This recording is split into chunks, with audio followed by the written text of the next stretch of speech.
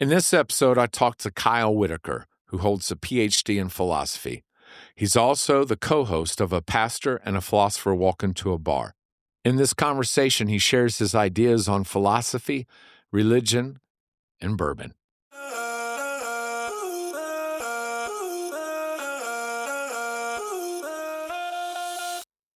Welcome.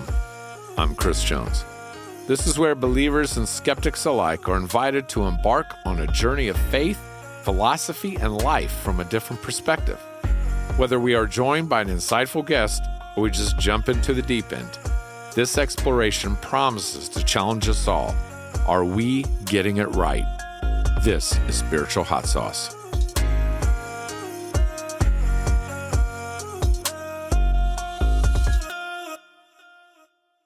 Welcome, Kyle. Thanks, Chris. Glad to be here. Yeah, man, I'm just glad to have you. And before we even get into this, I want to publicly thank you because Kyle was generous with his time and knowledge in helping Spiritual Hot Sauce get off the ground. And I probably wouldn't be here right now doing this if it wasn't for Kyle. So I appreciate everything you've given. Thank you, sir. Well, that's very generous. I don't want to take full responsibility because I haven't listened to much of your podcast. But if it's good, I will that's happily. I'm kidding Hindenburg, right? The Hindenburg. Oh, gosh, my fingerprints are all over that. So let's talk about this backdrop because this goes along with A Pastor and a Philosopher Walk Into a Bar. And if can listeners see this? I don't know if the video is also made public, but if the public could be made public. So, I mean, and this is kind of the fingerprints of A Pastor and a Philosopher Walk Into a Bar, though, is it not? I mean, was it always this concept, or did it evolve into it? No, it was always this. So my co-host, Randy, is a pastor.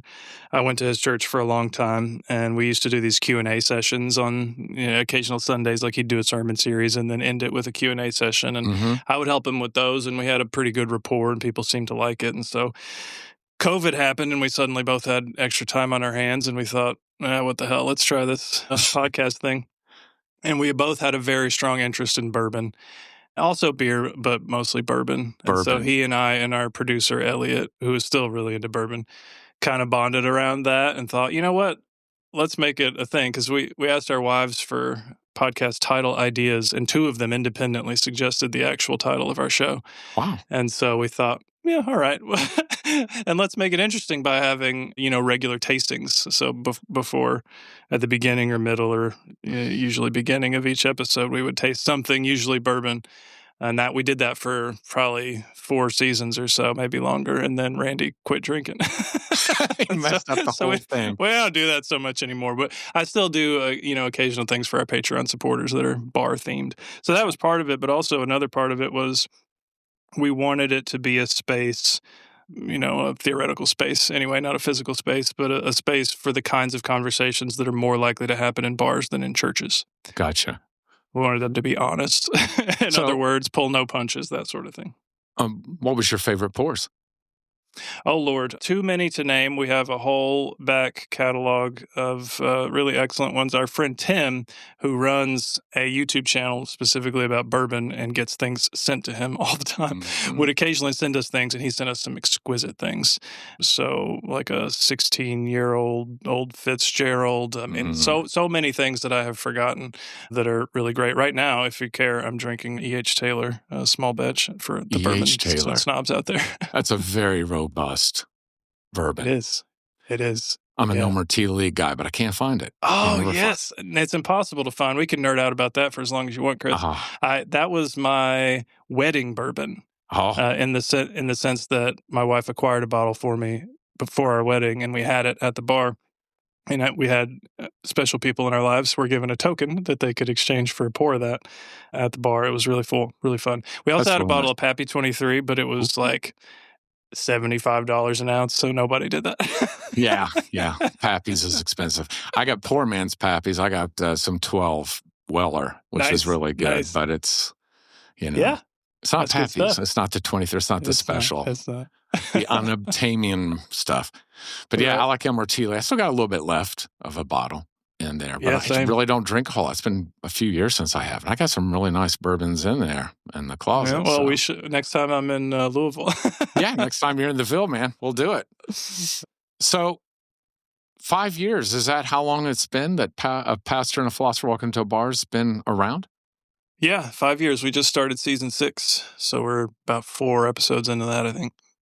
So I think you alluded to it, but a pastor and a philosopher walk into a bar is about it's a space for emergent ideology that typically doesn't happen in mainstream Christianity, but it gives it a place to talk about.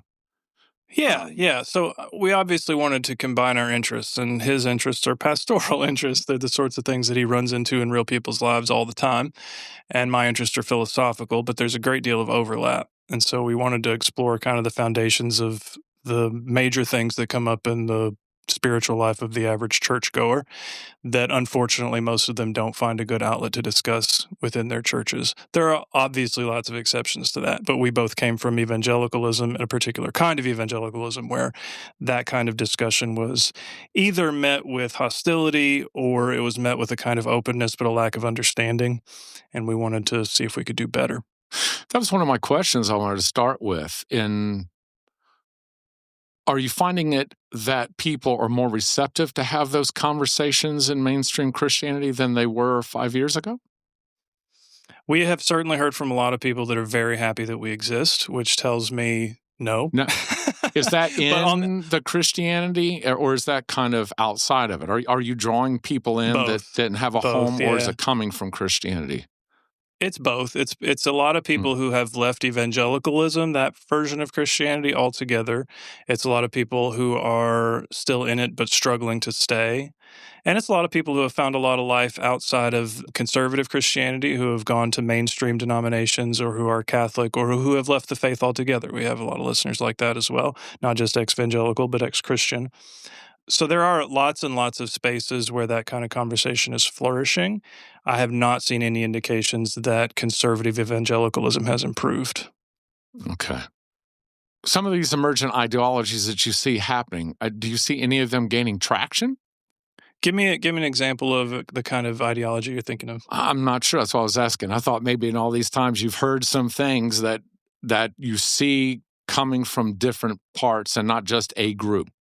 Let me give you some examples of the sorts of topics we hit on a lot that do seem to have traction and seem to be growing. And these are not things we set out to be the podcast that talks about that. It just kind of happened organically. A huge one is deconstruction.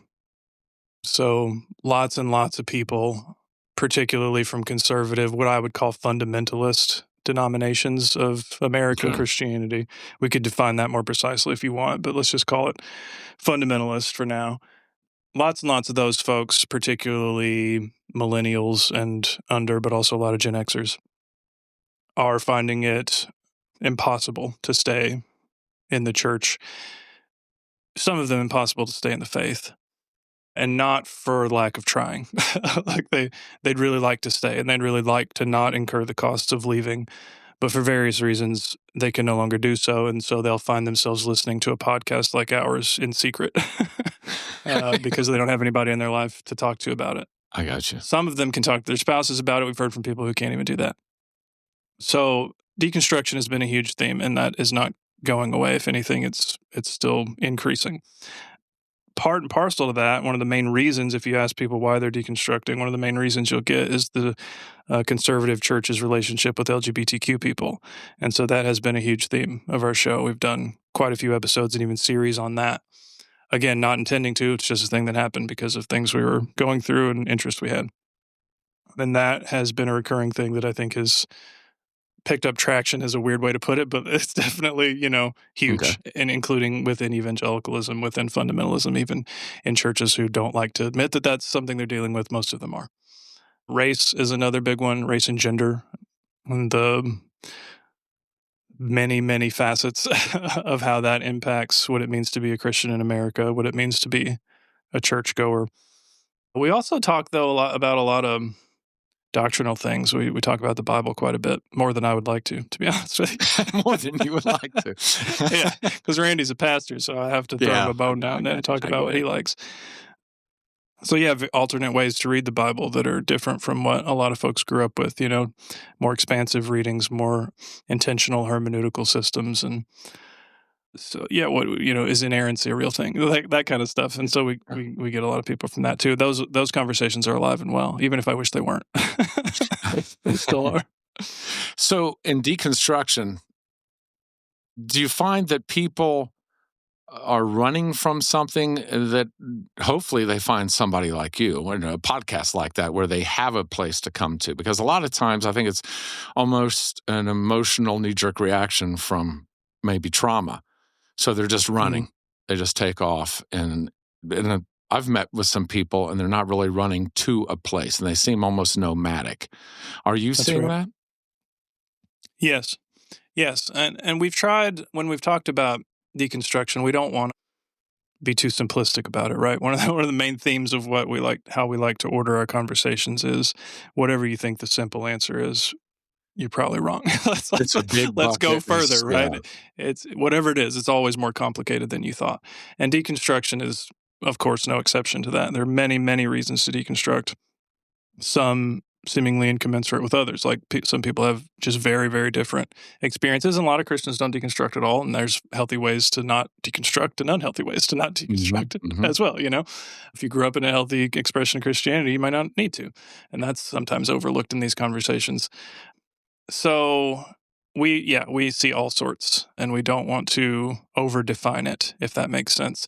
I don't know how you could. I mean, there's like you said, it's this big bucket, and there's so many different reasons and ways you can get to that place. And I think sometimes we look at other people that also are under that banner of deconstruction, so we have that communion feel with them that they're like us, but the truth is they may be nothing like us, and for the reasons why they're, it has nothing to do with why I'm there, and we're going two different directions, heading in two different places.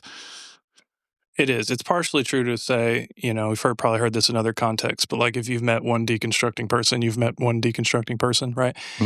That's partially true, but there are obvious commonalities too that it would be equally irresponsible to ignore. So there are certain things, for example, the LGBTQ thing, that is driving a lot of people out of certain kinds of churches, and that's just not a coincidence that that's just happening now, Right. So there are specific things we can point to, specific kinds of abuses, specific doctrines that I think are causing directly these the flood that we're currently seeing of people having some version of this experience. That said, when we have talked about it, we've tried not to frame it as just deconstruction all the way down, because as you said, it could lead nowhere, right? You could be a nomad, or you could just lead you right out of the faith. And we want to leave that open as a legitimate, reasonable possibility as well.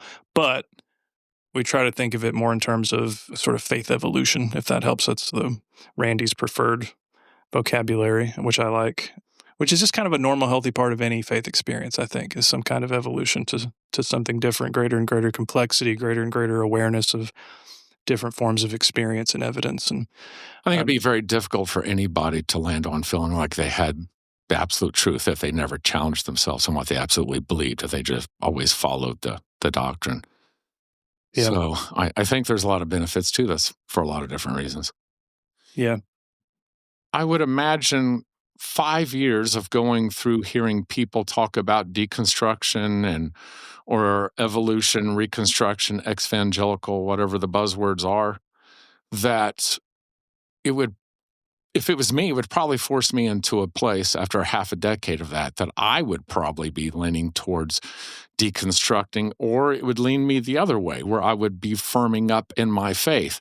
But it would be very difficult, I think, to kind of be the same as I was before I started into it. Have you found that to be true for you? Not really. Yes. You've always been a heathen. Is that what you're saying? Well, before we started the podcast, yes. I mean, a little bit. So I've definitely learned a lot of important things from guests we've had, and benefited greatly from conversations we've had amongst ourselves and also with guests. In some ways, my faith has probably been deepened by some of those conversations, especially if I've had occasion to revisit them at pivotal moments in my life. If nothing else, my relationships with Randy and Elliot have deepened, and that's benefited my Christianity, like literally, Yeah. They're my main connection to the church at this point, probably, because I'm not a regular church attender just due to life circumstances, even though I'd like to be. Yeah. But no, in the sense that I'm going to paraphrase something one of my friends said, who was previously a guest on the podcast as well, which is that I no longer believe that I know any of this, and therefore it is difficult for me to ever come to a place where I feel like I was previously mistaken or overconfident. Like there is this faith evolution where you're constantly looking back and thinking, oh, why was I so certain about that? Why did I present in that way? This just makes me feel icky. If you've been an evangelical for any length of time and then matured, you probably have an experience like that. But I think at a certain point, maybe this is philosophical training, but I don't think it's just that. At a certain point, you realize just how ambiguous and just how vague and tenuous all talk about God is. And it's not just God, but it definitely is that. Yeah. All theology is, I don't want to say it's guesswork because that's condescending and reductionist, but it is definitely the sort of thing, I think, that cannot be known. For sure. With any degree of certainty. I think you can be confident about certain things, right? And I think you should be careful in how you present that confidence, but I do still think confidence about certain things is possible. But you reach a point, or at least I reached a point, where it just doesn't make sense to say that I know this anymore. I have opinions, I have things I hope are true, but I certainly don't know.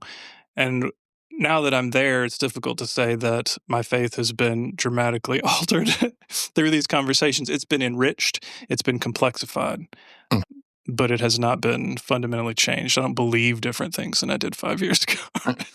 Now, Randy would say something different. He's not here to express his view, but I know he's changed his mind about some things in that time. So it's firmed him up more, you think? I'll let him answer that if he wants to. No, man, just go ahead. Let's just say he's been on a trajectory. Yeah. So have you been through any process of what you would call deconstruction or reconstruction or more softer language, evolution? Yeah, for sure. Yeah, for sure. Most of it took place before all this. It took place through college and primarily grad school. And so you identify as a Christian materialist, is that correct? Yes, I'd want to define what that means, but yes. Well, please do, because that's what I want to get into. If you would, please define. Okay, sure. Yeah. So that's funny because I can never quite predict which things I've said people will latch onto. Oh, no, man. I want to hear the philosophy side of this. I want to see where you're at with this. Will piss them off the most, Randy seemed to have a hard time with this too. Not saying you're having a hard time with it, just that pings for people in a way that some other things don't. No, I'm interested. I want to hear about it. Yeah. I think that human beings are physical objects. Okay. And that there isn't anything immaterial about them. I don't believe in a soul. I don't believe, depending on the day of the week, may or may not believe in an afterlife. If there is an afterlife, I think it's a physical afterlife. You don't believe a human is a tripart afterlife. being. Is that correct? I do not. Okay. I believe a human is a million-part being. Okay. No, I think the biologists and the neurologists and the psychologists and the, you name it, fill in the blank, collective consensus view of the human is accurate. I don't think that in any way reduces what, theology has to say about a human person. I just don't think there's anything over and beyond the physical thing. And I don't think that is incompatible with Christianity. So. Okay. So that's what I was going to ask. How does that play into how you see God? Or do you see God? I mean, I don't think it affects it. And this trips up people too. I see a range of options on what God could be like and what humans could be like. And I think almost all of those options are compatible with each other. I think a sufficiently clever person could think up a paradigm in which God is just about anything you want God to be, and humans are just about anything you want humans to be, and the two can be compatible. There are some obvious logical exceptions to that, but for the most part, like the range of reasonable views of God and the range of reasonable views of human beings are, as far as I can tell, wholly compatible with each other. At least I have not heard, a definition that I think is defensible of what a human being would be that would be obviously incompatible with some standard view of what God is. That's probably not the kind of answer you wanted. But I think, God is at bottom whatever made the world. That's so you believe he's like the quantum, he is the energy, kind of Einstein's idea of God. Oh, no, I hate all that kind of talk. You really? Yes. So one of the things that really gets under my skin is theological uses of physics that don't have anything to do with what physicists are doing or saying about what they're doing. No, I wouldn't use any of that language. But I do think that whatever the physical world is, and if God exists, then God is responsible for that thing. But I don't think that entails anything in particular about So you would what reject a human like a being pantheist is. kind of view of God. That's not your thing. I would reject is strong. Remember, all this is opinions, Chris. Yes. So Sure. like, I'm not asking you to adopt the burden of proof. I just want you to give me your opinion. So not like take a strong position on most of these questions entails that I don't reject anything either. So I could be fairly classed as a kind of agnostic. Okay. But I am not a pantheist, if that makes sense. I don't see any reason that is compelling to me to think that the physical world itself is divine. Okay, so it's great in a lot of ways, but I feel no compulsion to worship it or to view it as a fundamentally different kind of thing than myself. So is it kind of like Dawkins, like a communal Christian kind of thing? What do you mean? Where as cultural Christianity, it's part of the community being there. It's not necessarily about an experience with God and a spiritual thing? Oh, no, not at all. I think experience with God is core to Christianity. Would not want to give that up. If that weren't a thing, I just wouldn't be a Christian. Oh, well, I guess that's what I'm curious about, what your experience with God is like. Yeah. So the people that we know that we have in common are largely Pentecostal or have that background. Mm-hmm. So do I. That's how I know those people. And I had real experiences, numerous ones. I don't want to overstate it, but, more than I could count on one hand that I still think were as valid as anything I've ever experienced. Do you think that was God, or do you just think that was the collective consciousness of humanity? I think collective consciousness of humanity is probably incoherent. I don't know that exists or what it would mean. So I don't think it's that. Okay. No, I think it was God. Yeah, I experienced it as God, and I have no reason, and I have uncovered no reason, despite trying pretty hard, to deny that was God. Yeah, but I also believe other things. Yeah, but also, so here's what I mean by agnostic. I don't know anything about God. Like, I don't know that God exists. I don't know that Jesus is God. I don't know that the claims of Christianity are true. I have had these experiences. They seemed veridical to me. They seemed very much like many of the other perceptual experiences I've had, to the extent that if I discounted them, I'd be on shaky ground with some of my other experiences that I'd have no good reason to discount. Okay. At the same time, though, I have to balance that with what seems to me to be true on the balance of the evidence. It's a very scientific approach. Domains. It's your anecdotal evidence. I try to be somewhat scientific about it. Yeah. So I believe on the basis of evidence and argumentation that human beings are physical objects. I also believe on the basis of my own experience and also different kinds of evidence and argumentation that God seems to exist to me. Could be wrong about that, but I don't see any reason that those things need to be incompatible. No, I don't think so at all. I don't think so at all. So, and just curious, I just want to understand. So, do you have like a prayer life? Is that existence or?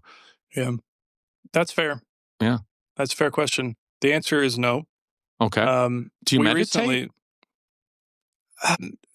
I would like to more than I do, but it's mostly just, it's not, I know how healthy and good that is. Neuroscience tells Even us just for purely neuroscientific reasons, right? Yeah.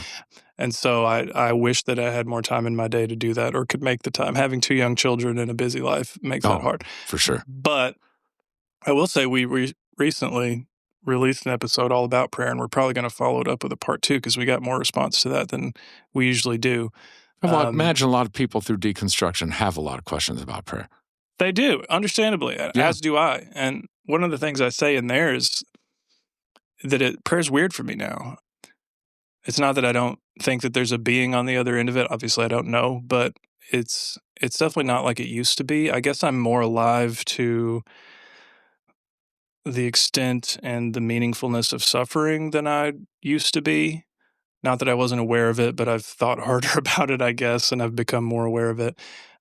And I've struggled with it, trying to make sense of it. Suffering in what way? I mean, kind of in general, some specific to me, but mostly not. Mostly people that I know, things that I've read. I mean, my God, you could just read the headlines at any given point and find plenty of examples to be seriously faith shaken about. It's not like those things have shaken my faith at all, because again, I had room in its structure already for that kind of thing. But they have made it difficult to pray, frankly, so that when I try to enter that space, which I'll freely admit is not often, it just seems false. It seems false. And I'm sure there's a way to work through that. And I'm not trying hard to figure it out. So I'm first to admit that. So do you feel hypocritical when you come to that space? Is that what you mean by false? That you No, not so much hypocritical, just like this isn't really me right now. Or like I don't really want to have this conversation with you, you know? A kind of estrangement, probably. I gotcha. You're just not in that space right now. But none of us are static. We're all evolving. You may evolve away from exactly. And I'm even, I don't want to be in that space. You know, but you want to legitimately be in that space. If you're going to be in that space, you honestly want to sincerely be there. You don't want to feel like it's contrived or you're just forcing it. I appreciate that, man. I do. That speaks to your integrity of who you are in your relationship with God. It reminds me of a conversation I had with my dad one time, who's now passed, but it was actually in connection with HL, our mutual friend. Yeah. So HL and I used to occasionally speak together various places, and at one of those, my dad attended, and I think evolution came up. And I don't think either of HL or I were even like, we probably wouldn't have described ourselves as pro-evolution at that point. I was probably further along than he was in that direction, but I was at least willing to question, creationism. And this really bothered my dad. And I remember on the drive back, he was really pressing me on it. And I said something along the lines of, well, would you prefer that I lied to you? And he was like, well, I guess not. I guess I'm glad to have this conversation and that you'll, be honest about where you're at. And that's the best I can do with this prayer thing. Like, I don't necessarily want to be where I am, but do you feel like that there's some pressure that's kind of residual left over from your father and your family where you feel a connection there with your faith, but it's more through family and connection of that? That's an interesting question.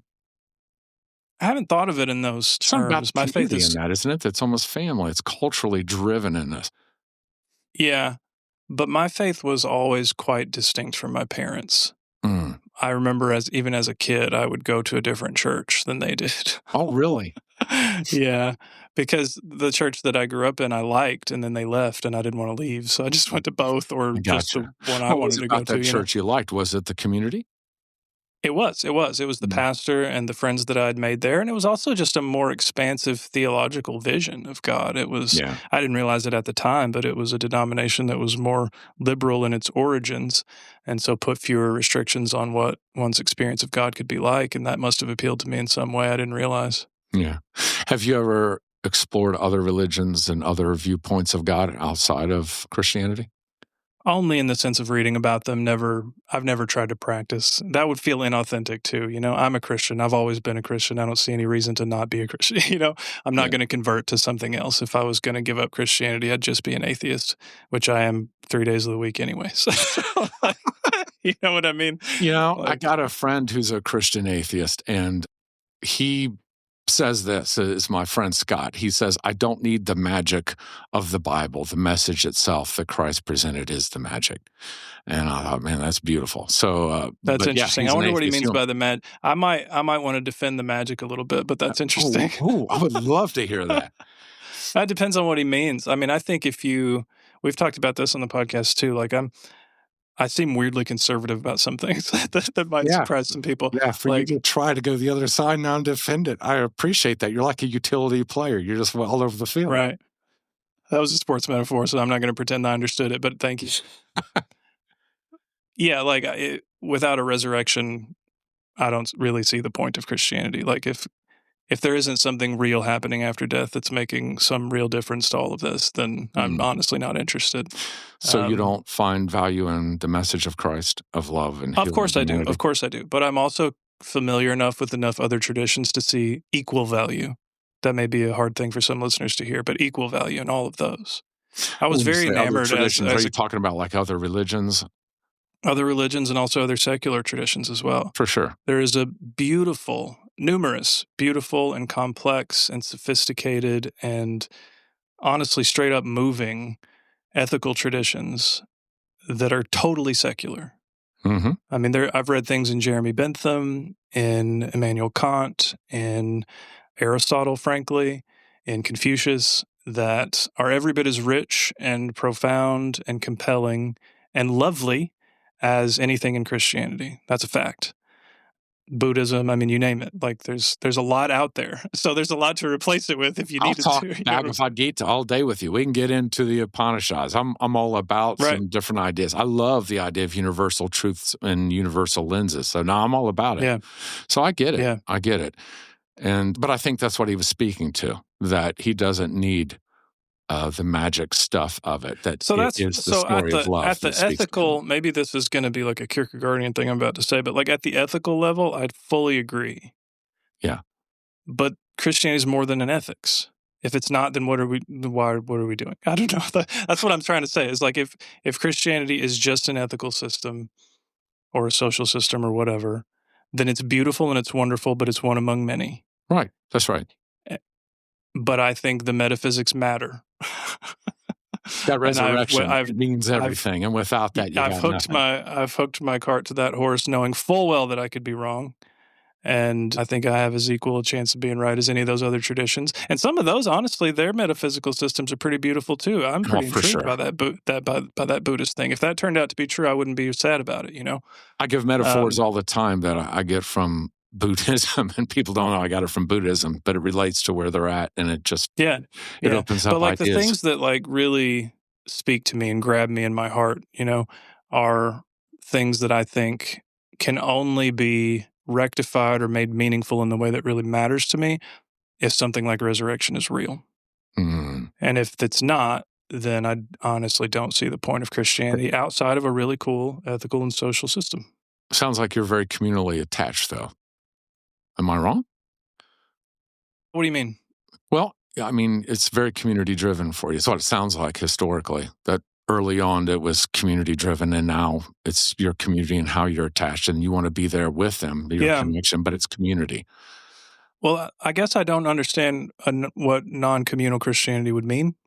I'm not sure that's a thing. That's true. That's fair. Yes, I suppose. I suppose it is. So it's also about our path and our journey and how we grow and we evolved in our personal spiritual life, I think. And whether that be Christianity or whatever that is for you, that it's like in Buddhism, there's a story that Buddha tells about the bull elephant. Are you familiar with this story? I don't know. Tell it to me. Okay, so he says that you can hear the bull elephant out in the jungle, and you know there's a bull elephant, but you can gather around with other people and you can talk about the bull elephant, and you can go and even see kind of where it's been.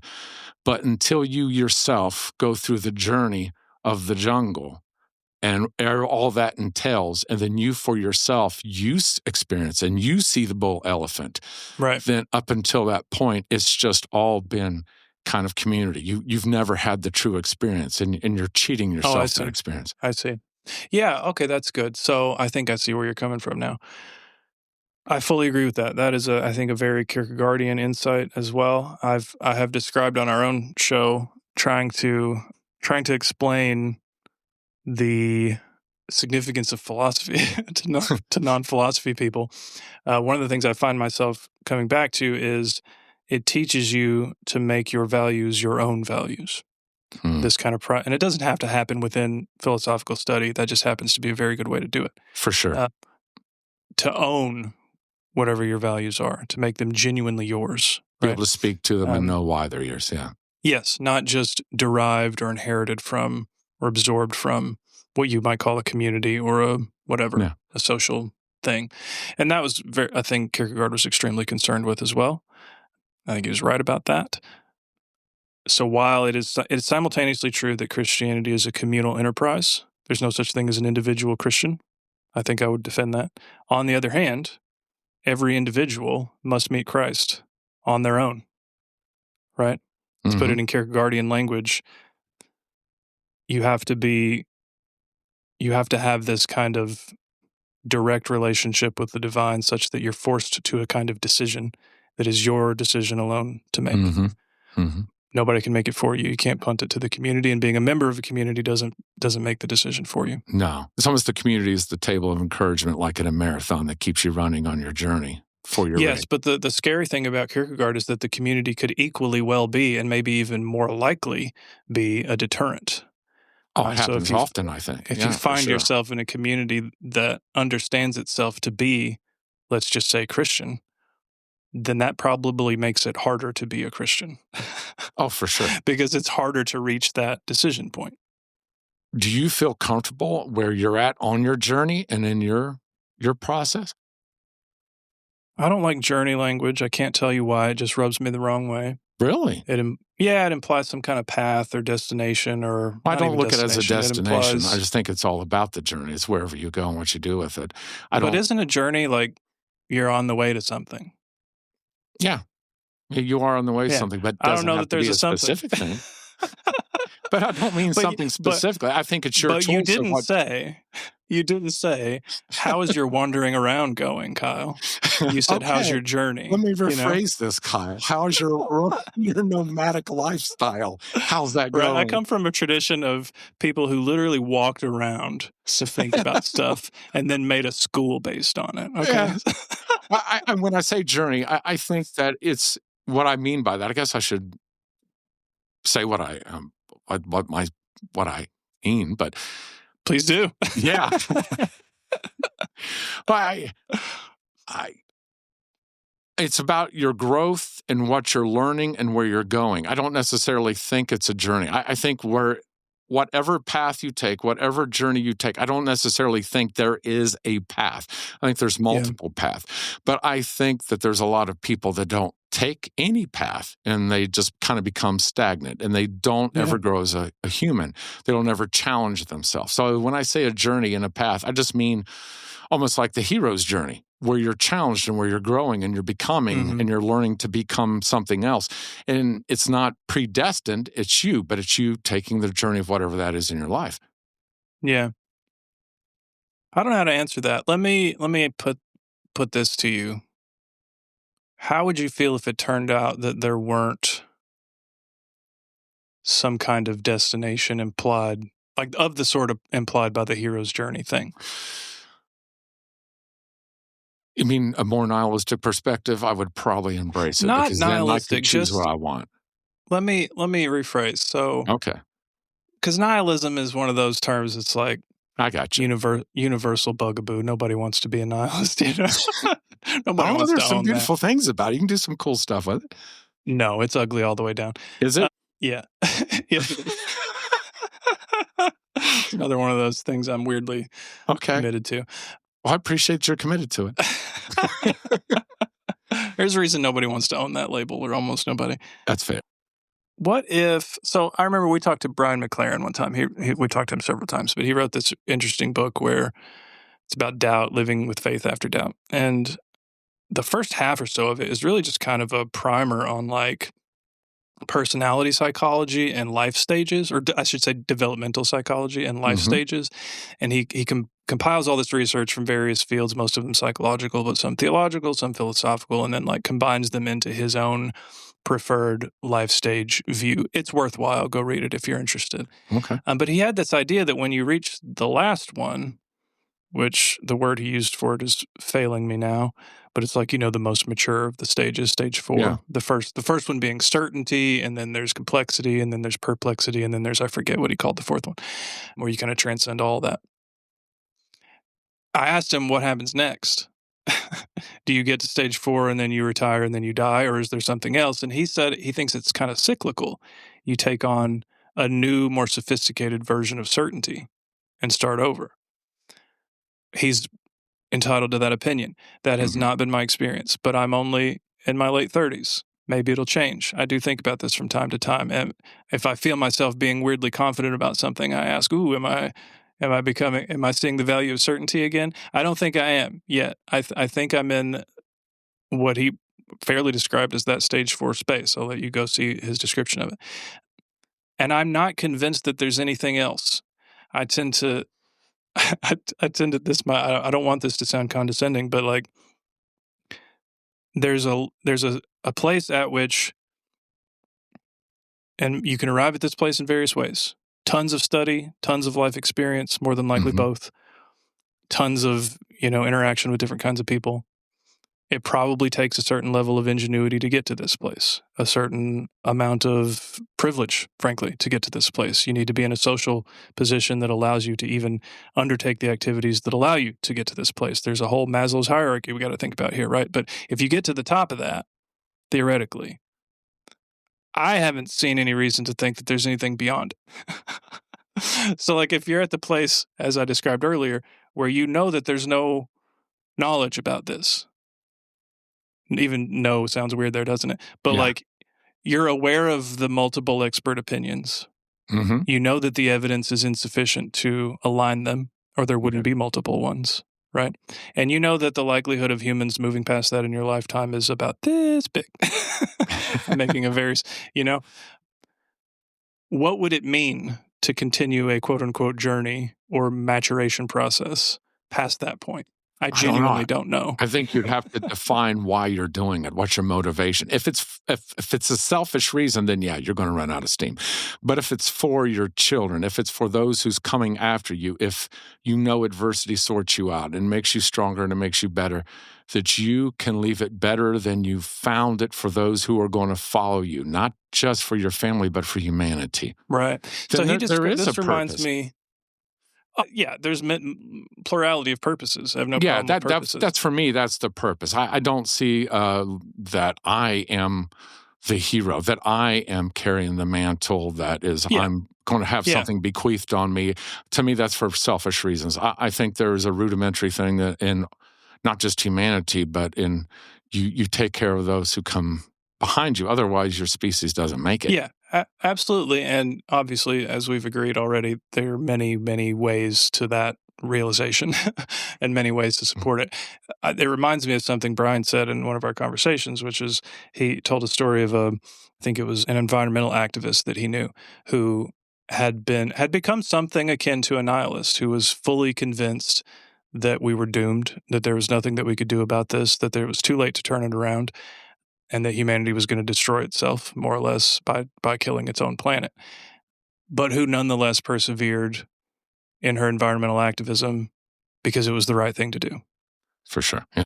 And you can find that kind of resource in many places, right? The fortitude, which is really admirable, regardless of what your beliefs are, to continue in a situation like that. And you're a the inspiration philosopher, for that so can this come from a should lot of places. Speak to you as a philosopher. Isn't that, though, that the evidence that life is happening, that it's adversity, it's in that moment where it's energy interacting with energy. That's what brings life. And that if you don't have that adversity, you're not, there's no signs of life. You're just there. It's static. Would you not see value in that, where you would embrace the storm? No. No, that's not me either. Man.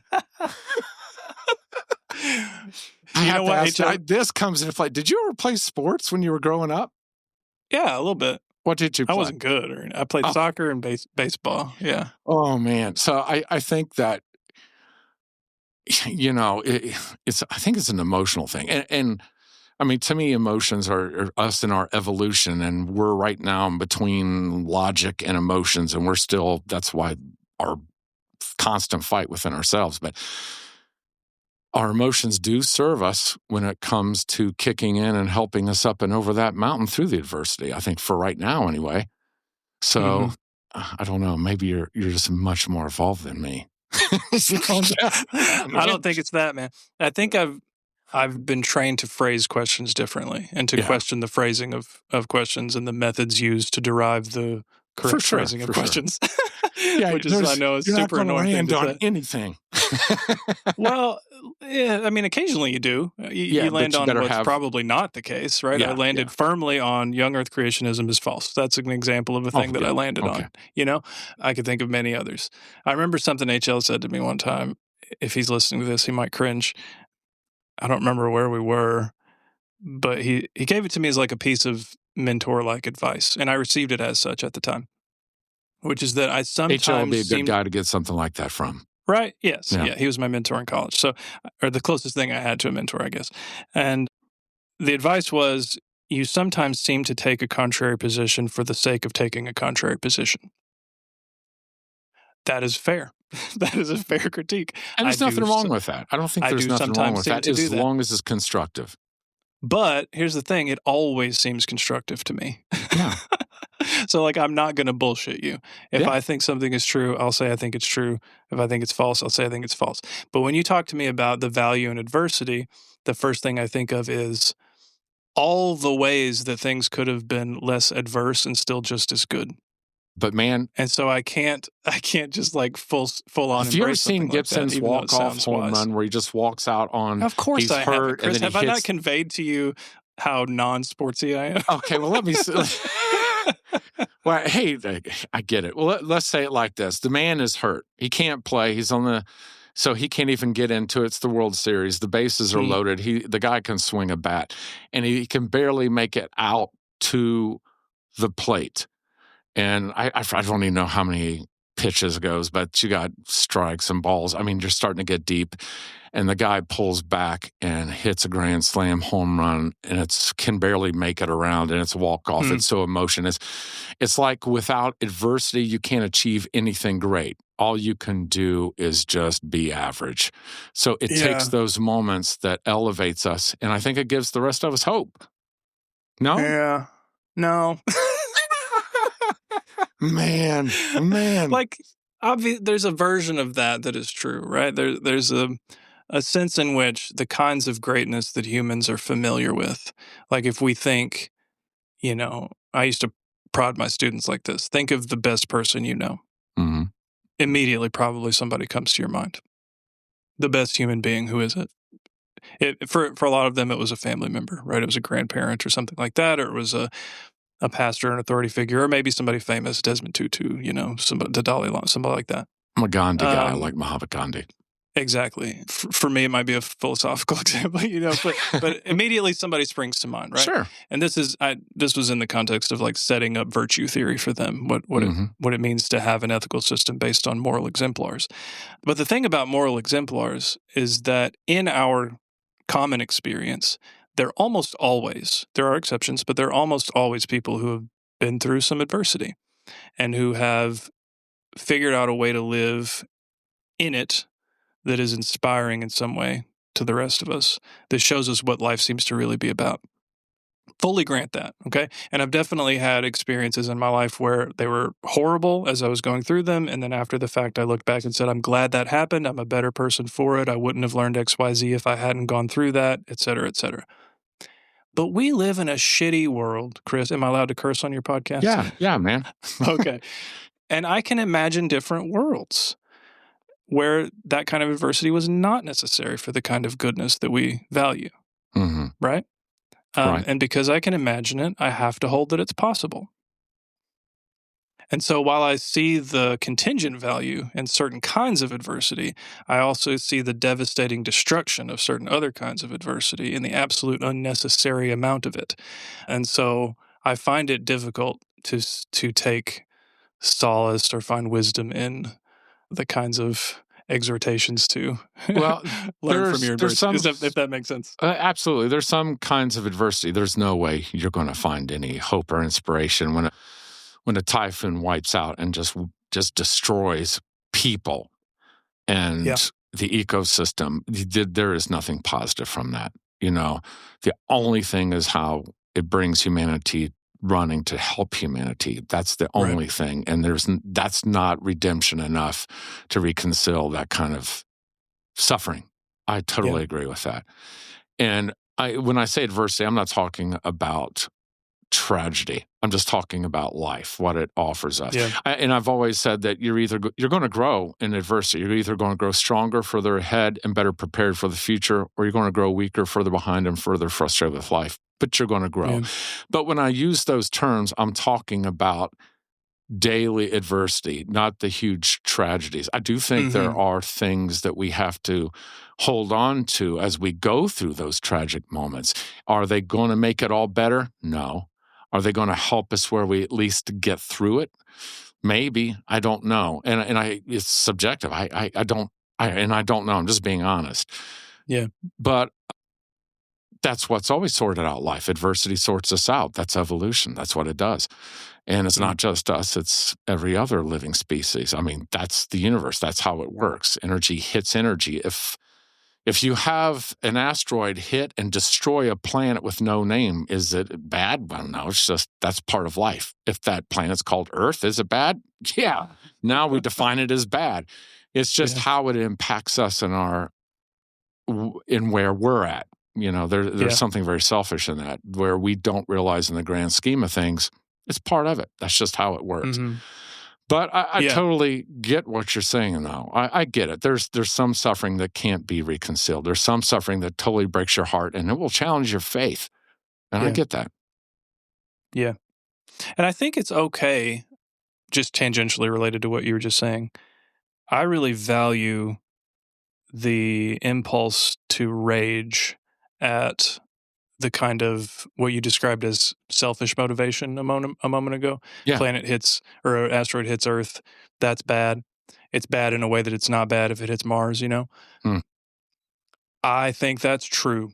And I think you should get pissed off about it. And there's something in like the kind of Stoic philosophy that always really rubbed me the wrong way. Like, I'm much more akin to You're the philosopher. Which one are we talking about? Are we talking Aurelius's? Are we Seneca? Are we talking about kind of all of them? Epictetus, like the whole. There's a lot of valuable wisdom there, but the idea that human happiness can be divorced from attachment always struck me as just weird and wrong-headed, and that there's no value in extreme expressions of emotion at losing attachment. It's just obviously false to me. That's like as strong as I could put it. Like, of course there is, right?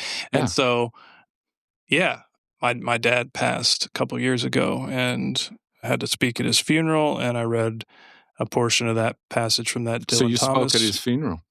I did, and I read a little bit of that Dylan Thomas poem. Yeah, the very famous "Rage Against the Dying of the Light" poem, because it captures that for me. Like, I think that is the appropriate human response to the kind of suffering we've been gesturing at, is to be pissed off. I agree. And like, there are skills that you can learn to control that, and they have value in them, but I don't think they should be taken to the point of pretending that there's nothing unjust or like deeply misshapen about the world if something like that happens. For sure. I experienced that as like a fundamental Christian urge. I won't go so far as to say that other Christians who see it differently are mistaken, but like, Jesus seemed really anguished about the state of the world and not stoical about it at all.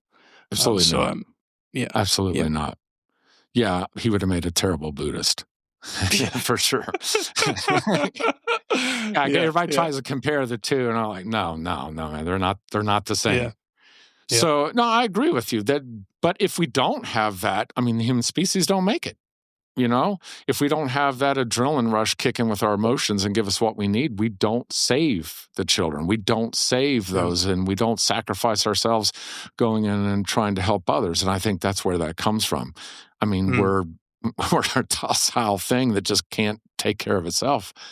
Yeah. So is that what you see in it? Do you think that is part of how we survive? Is that, like you said, that rage that comes from that? And how we define good is what hurts us? Yeah, I hadn't thought of it in those terms. I'm sure there is probably some kind of evolutionary explanation for that. Yeah. I'm less interested than I used to be in evolutionary explanations for things, but you're probably onto something. You've lost a lot of interest in a lot of stuff. It's just when I get to this point where I think, oh, okay, I see the lay of the land. I see what you people think over there and what you people think over there, and these arguments that you're having. I see where the evidence is. I see, I get it. Then I kind of check out. I'm on to the next thing.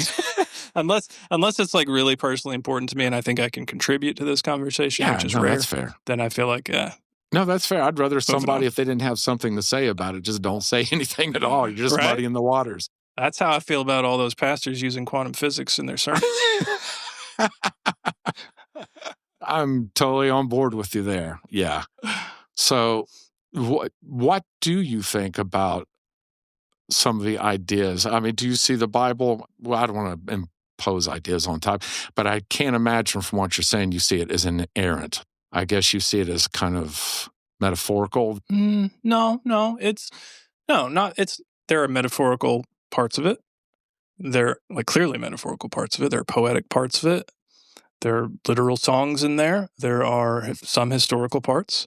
Mm-hmm. There's tons of genres, as anybody who's studied the Bible at all knows.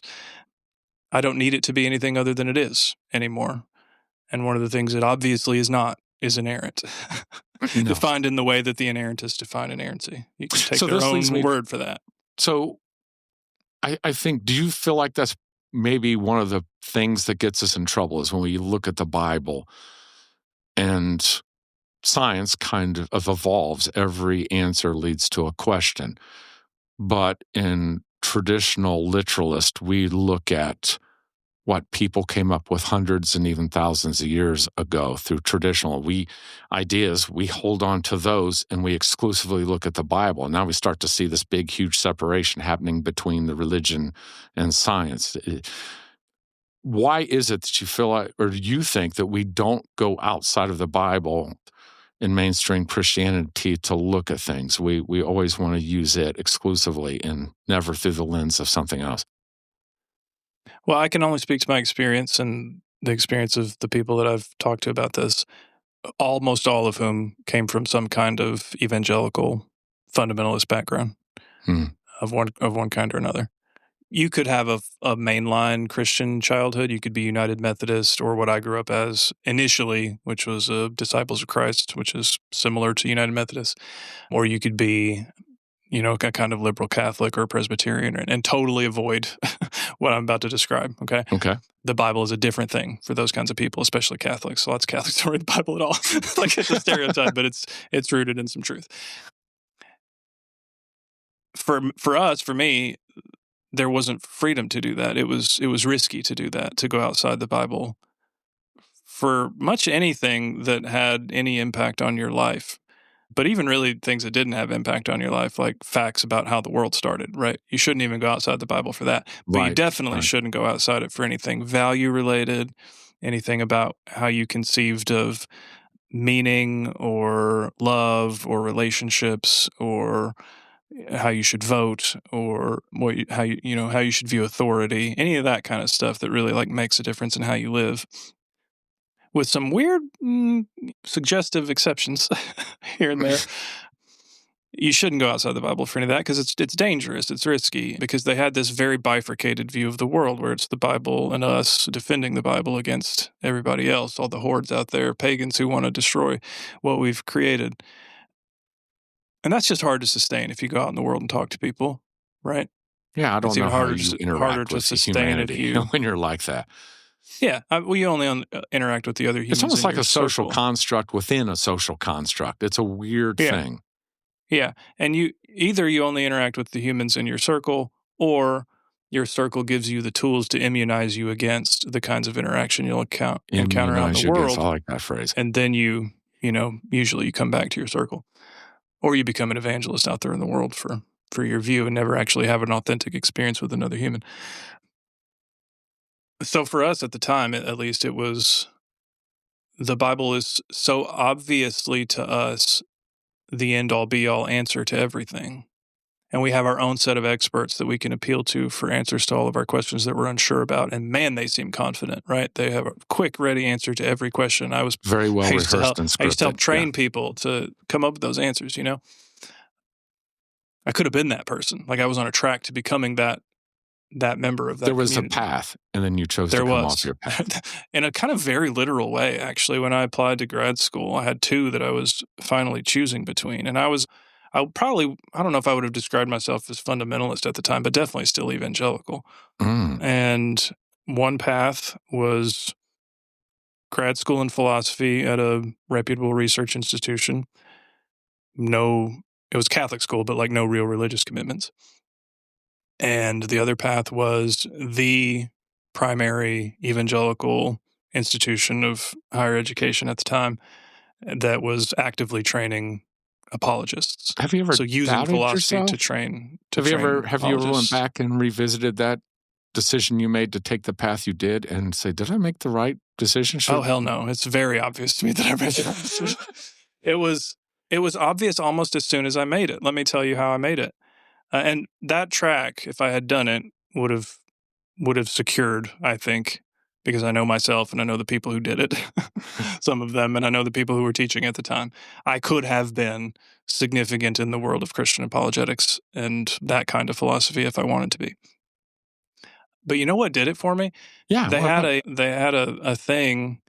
I won't name the school, though you might be able to guess it, but I had to fill out like a statement of belief or whatever. And Mhm. part of it was about evolution. Part of it was about creationism.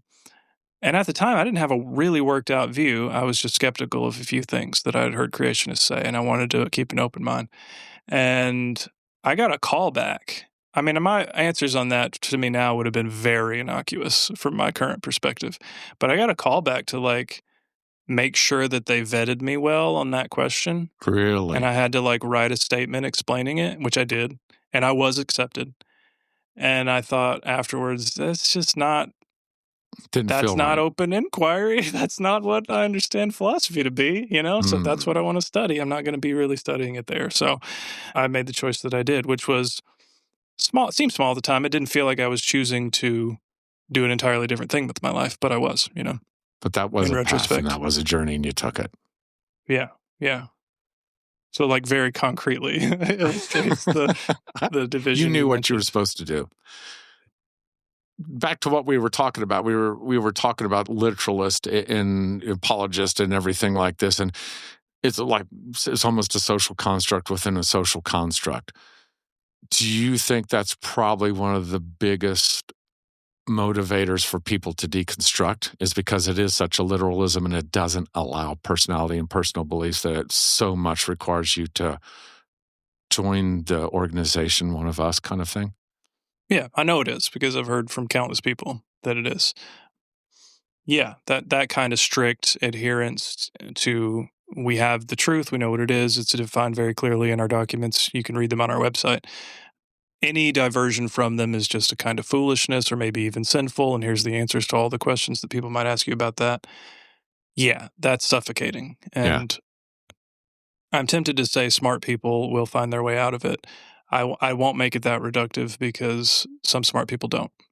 Well, and And they even have smart people, other reasons that keep them in. They balance. yeah, when you get your emotions involved, sometimes even smart people, they have emotional, or even just material costs to make it pure. You can make it purely economic, right? Leaving a community that all of your sustenance is bound up in your membership in that community. For sure. If you've had It's your children, life. it could be, it's your friend network, because you've seen it happen to others in the network, that if you leave, it's all over, Yeah. So it's a huge cost, and I get the choice to stay. Yeah, I get it. I totally get it. It's everything. So are you seeing other places, churches open up more and more, that it's expanding and these ideas that's making a place for people like this, that however you say it, an evolution or reconstruction, so they have a place to land and they can express their faith how they're comfortable or learn it? Yeah. That's more of a question for a pastor, but I will say as a fly on the wall that yes, there are things doing that. So my co-host is a pastor and he's involved in an organization, I'll just call it, called the Post-Evangelical Collective. And they are what they sound like. They're a consortium of lots of different churches nationally, maybe even some globally, actually, from all different faith backgrounds, some mainline, some not, I think there's probably some Catholics in there. There's definitely former evangelicals in there. There may be some who still would own the label evangelical. Probably not, though, because they're in something called the Post-Evangelical Collective. But they would at least see the value in let's envision or revision what church is after all of that. Yeah.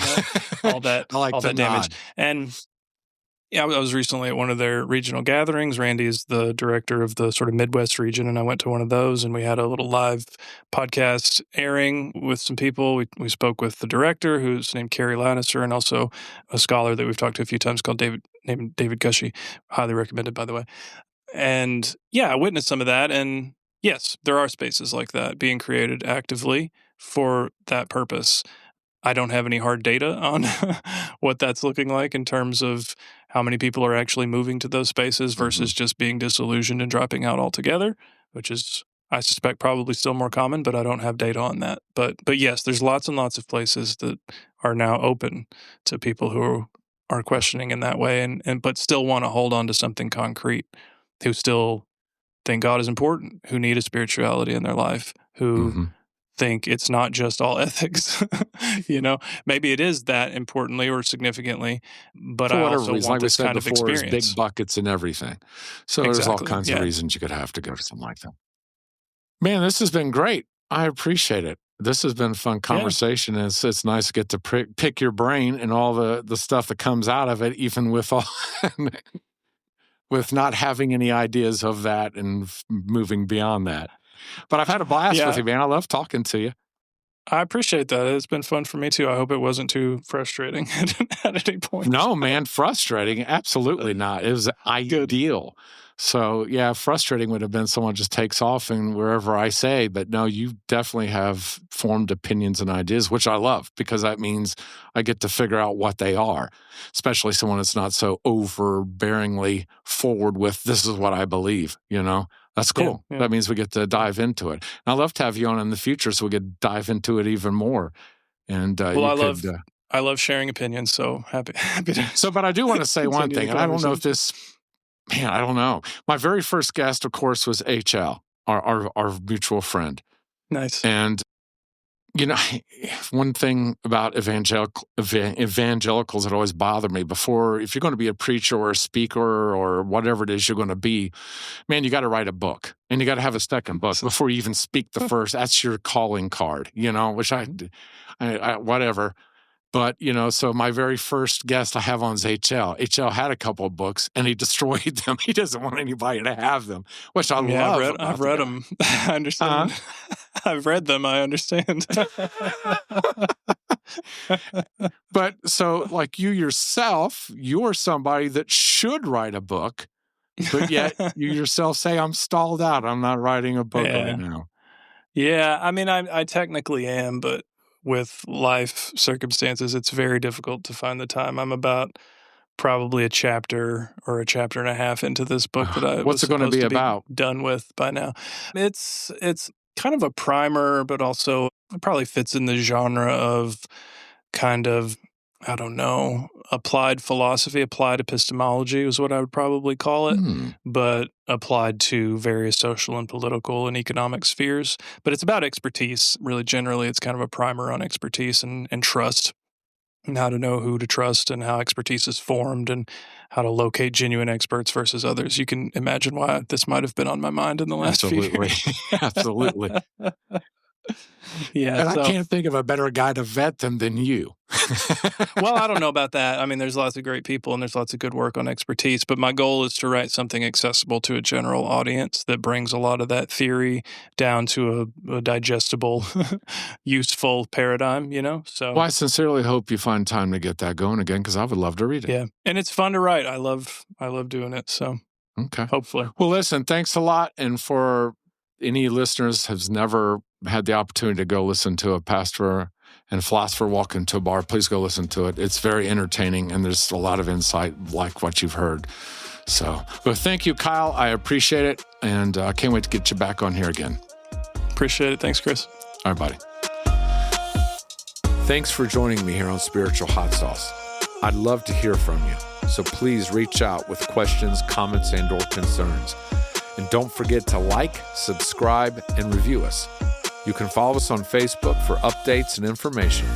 And if you enjoy the flavor of the sauce, then please share it with others. I would appreciate that. We'll see you next time.